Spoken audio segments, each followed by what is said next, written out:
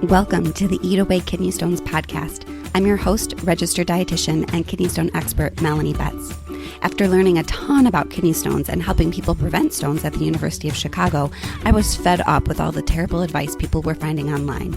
So I decided to do something about it. The Kidney Dietitian was born. This podcast is for people who want to learn what actually works to prevent kidney stones and still enjoy life, eating, and their favorite foods. Let's dive in.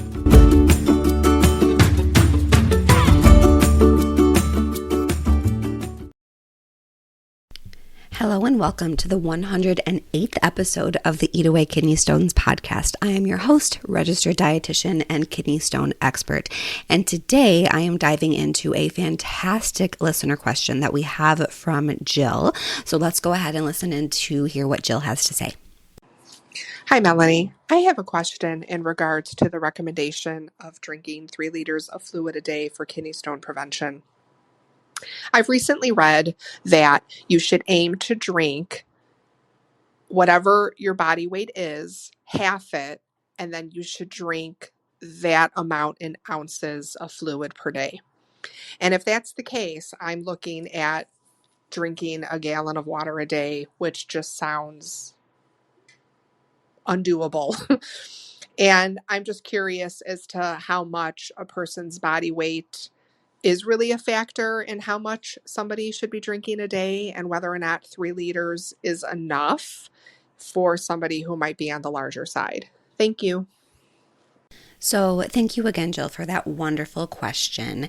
And the answer is not really that much, but kind of. So in terms of does body weight play into how much we recommend that you drink?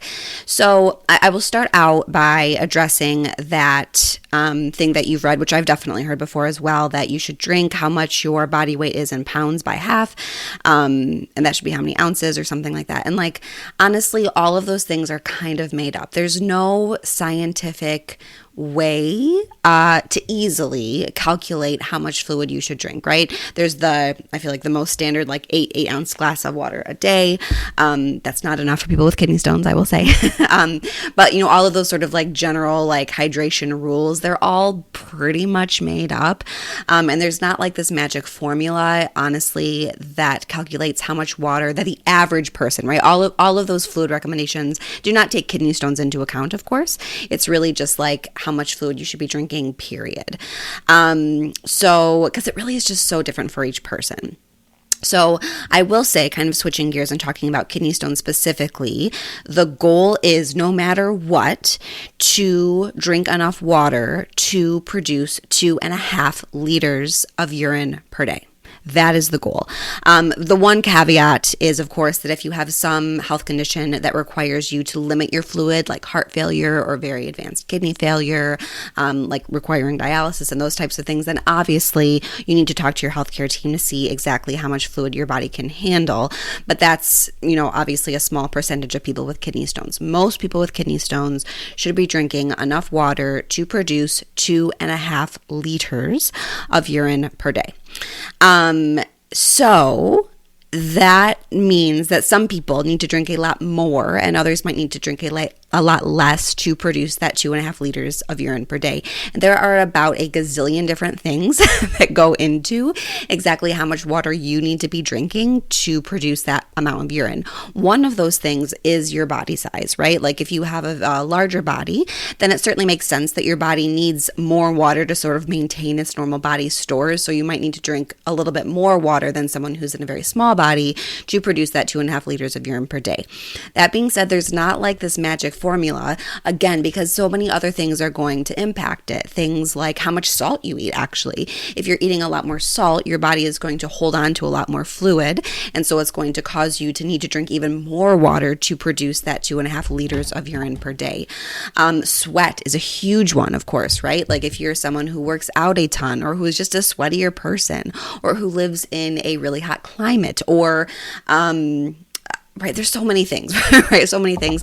All of those things are going to have a dramatic impact on how much fluid you need to drink in your body to produce that 2.5 liters of urine per day. And of course, for kidney stones, the only thing that we really care about is that urine output, because we want to dilute that urine to at least 2.5 liters per day.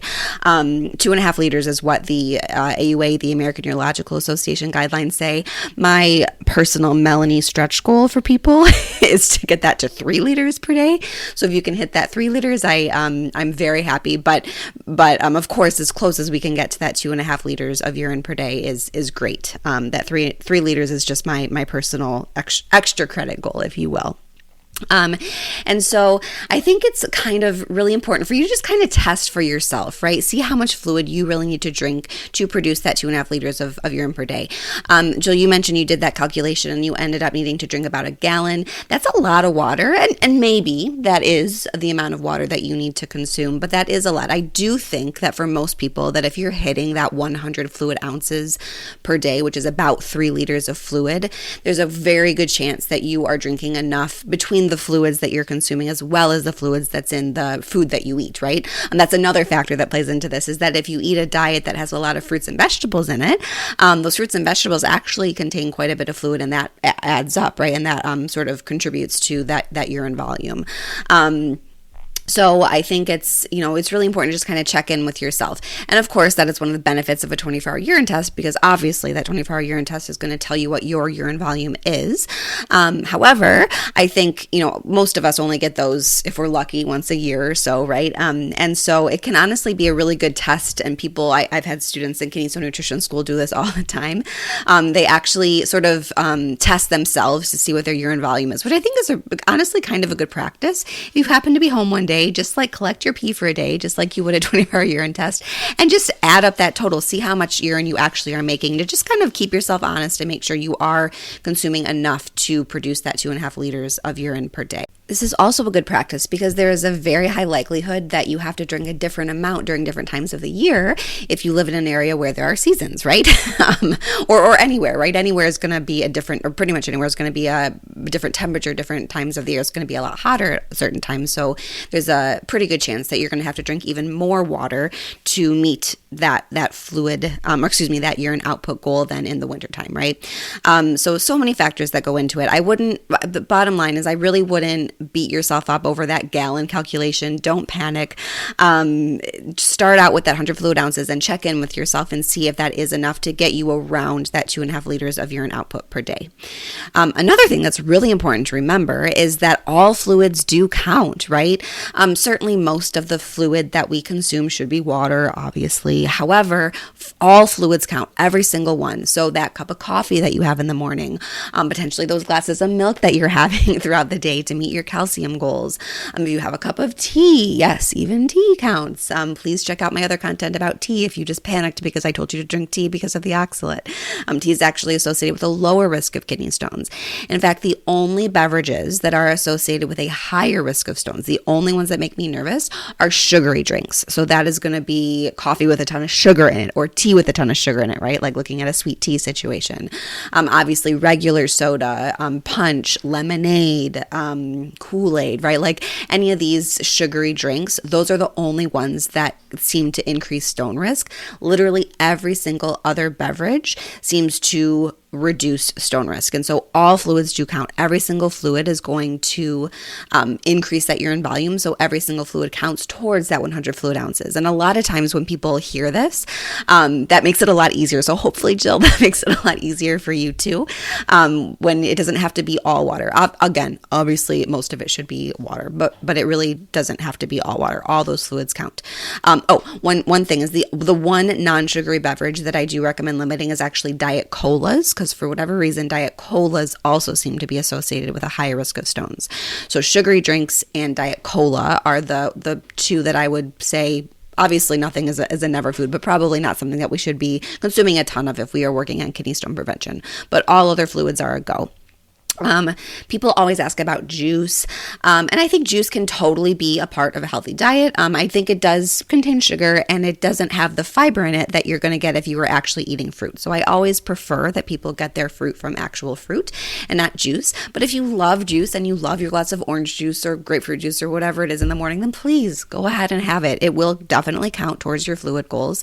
But I would probably just keep it to around 4 to 6-ish ounces per day, just because, it is adding a fair amount of sugar, even if it's 100% juice. I feel like that kind of falls into sort of the added sugar-ish category, only because it doesn't have the fiber in it, which I feel like is one of the biggest benefits of eating fruit.